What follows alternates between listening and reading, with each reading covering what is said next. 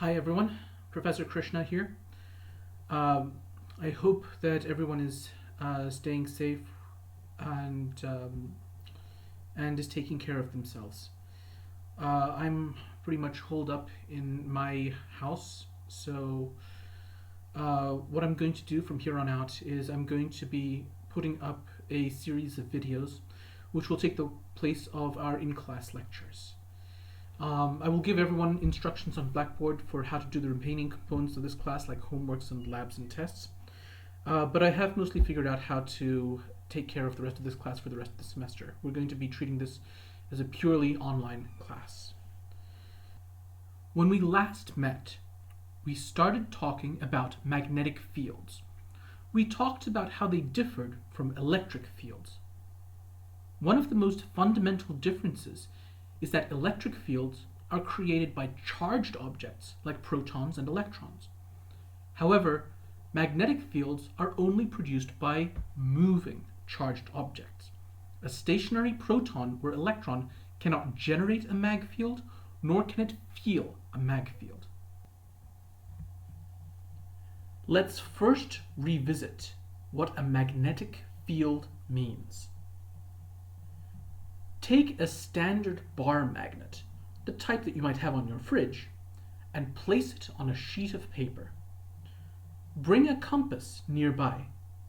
You'll see the compass needle deflect.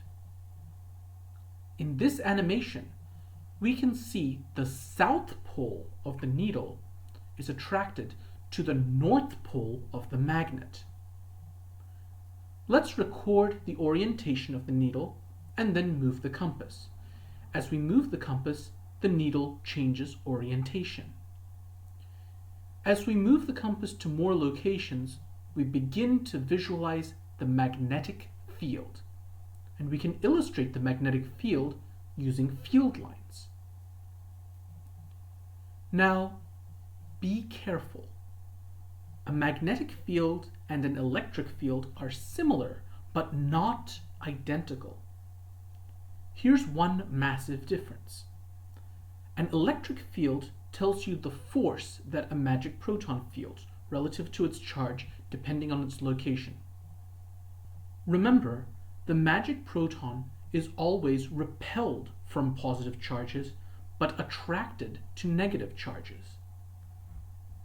So in an electric field, the field lines always start on positive charges and end on negative charges.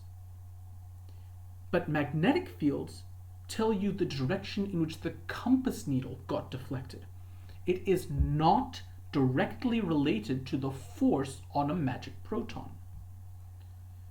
The field lines start at the North Pole and approach the South Pole. But if you could somehow put the compass inside the magnet, you would find that the magnetic field exists inside the magnet too.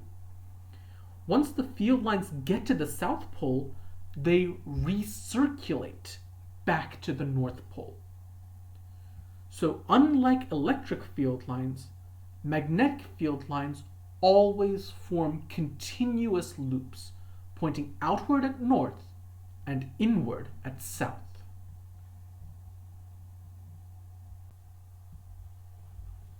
To summarize, we have now seen several major differences between electric fields and magnetic fields.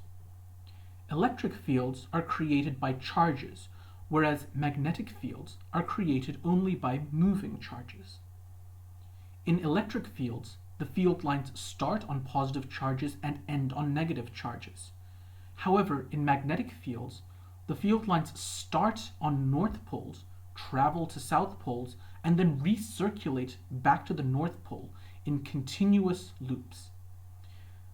This last point brings us to one of the most profound differences between electric and magnetic fields. A proton can exist by itself without an electron, and an electron can exist by itself without a proton.